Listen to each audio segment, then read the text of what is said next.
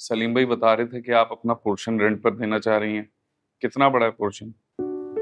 2 कमरे, attach bath और kitchen kitchen के साथ टेरेस भी है। किराया और एडवांस कितना होगा? 20,000 रुपए किराया है, 6 महीने का एडवांस। तुम्हारे घर के अफराद कितने? मैं अकेला हूँ। क्या मतलब, अकेले रहोगे? नहीं नहीं, मैं अकेला नहीं रहूंगा, मेरी खाला मेरे साथ रहेंगी। नहीं भाई, मैं किसी अकेले लड़के को किराए पे घर नहीं दे सकती। आप मेरी बात समझी नहीं, मेरी खाला साथ रहेंगी। अरे भाई, खाला तो कुछ दिन साथ रहेंगी ना, चली जाएंगी तो तुम अकेले ही रहोगे ना। आप उसकी फिक्र ना करें, जब तक मेरी शादी नहीं हो जाती खाला मेरे साथ ही रहेंगी। क्या मतलब? मतलब ये कि अम्मी अब्बू के इंतकाल के बाद मैं हैदराबाद में खाला के साथ ही रहता हूँ। अब मेरी जॉब यहाँ हो गई है तो खाला चाहती हैं कि मेरी शादी भी यहीं हो जाए। अच्छा, तो रहती कहाँ है तुम्हारी खाला? अभी तो हैदराबाद में, घर मिलते ही उनको ले आऊंगा जाके। अच्छा, तो मेरी बात करा दो उनसे, कम से कम मैं अपनी तसल्ली तो कर लूं। हाँ जी, बेहतर।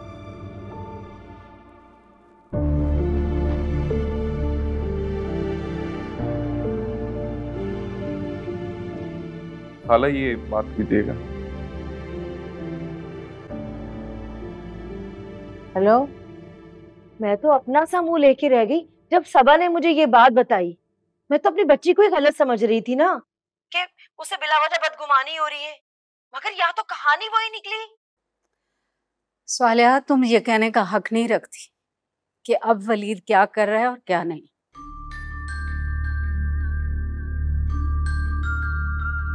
तुम लोग रिश्ता खत्म कर चुके हो, अब उसकी मर्जी है, वो जिससे चाहे शादी करे। जरूर करे, मेरी तरफ से 10 शादियां करे, लेकिन मेरी बच्ची की जिंदगी क्यों खराब की? निकाह इससे किया और मोहब्बत किसी और से। सोच समझ कर बात करो स्वालिहा, तुम हद से बढ़ रही हो। हद से तो तुम लोग बढ़ गए थे नरगिस, बहू किसी और को बना रहे थे और घर की हुक्मरानी किसी और को सौंप रखी थी। सबा मुझे बार बार कहती थी कि वलीद मनाइल को अहमियत देता है और उसके सामने मुझे इग्नोर भी कर देता है। अगर मैंने उसकी किसी बात पर कभी यकीन नहीं किया, उल्टा उसे डांट डपट करके चुप करवा देती थी। मगर अब मुझे समझ आया, उसका शक सही था। तुम्हें जो समझना है तुम समझती रहो। सबा तलाक ले चुकी, अब वलीद की मर्जी है, वो जिससे चाहे शादी करे। तुम या सबा अब उससे कुछ भी पूछने का हक नहीं रखती, और आइंदा मुझे कॉल ना करना। मेरा तुम लोगों से कोई ताल्लुक नहीं है अब।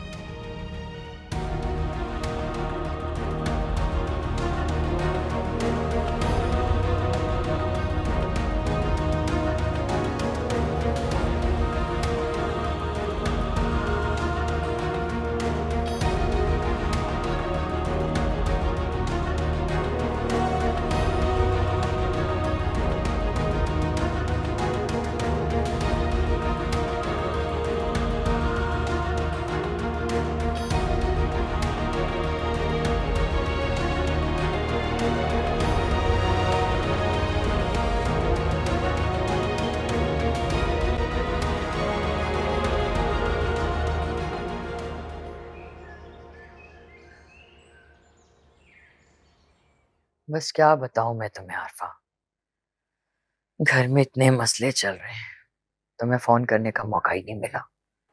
क्या हुआ, सब खैरियत तो है? कहाँ खैरियत है? तुम्हें तो मालूम होगा ना, मनाहिल की शादी तय कर दी थी।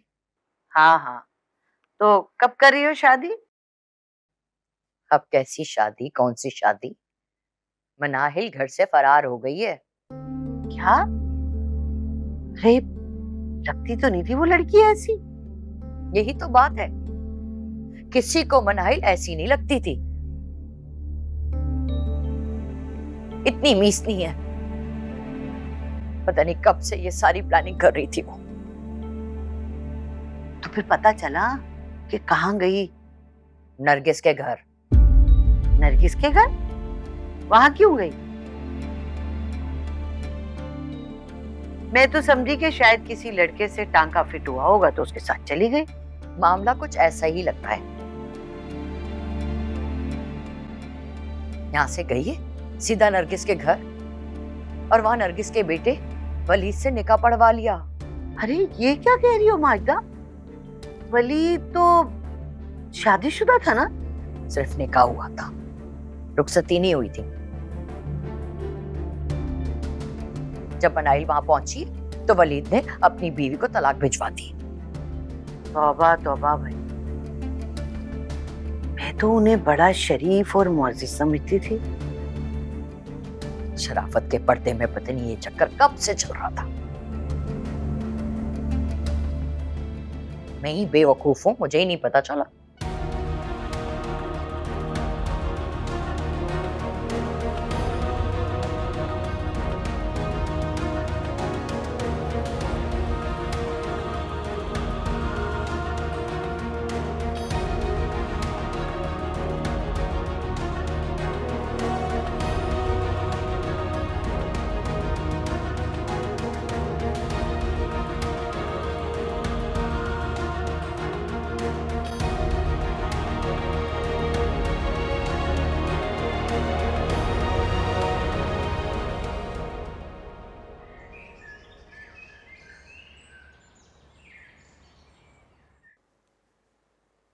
मुझे समझ नहीं आता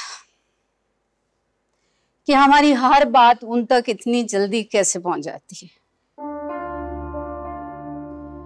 ठीक कह रही हैं आपा। मुझे भी बहुत हैरत है इस बात पे। तुम यहाँ आई हो, हमने तो उन्हें नहीं बताया।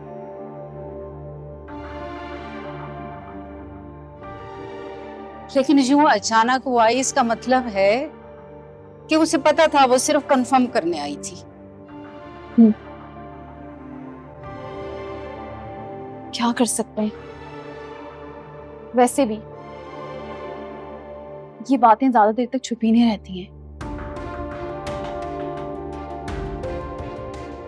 एक ना एक दिन सबको पता चल ही जाता। क्या फर्क पड़ता है कि उन्हें पहले पता चल गया? बिल्कुल ठीक कह रही हो, कोई फर्क नहीं पड़ता। फिर मुझे गुस्सा इस बात का है कि मुझसे सवाल करने वाली होती कौन है? हाँ, जो होना था वो हो ही है। और आप गुस्सा मत करें, आपने उन्हें समझा दिया है ना। अब वो फोन नहीं करेंगी, बस आप टेंशन मत लें।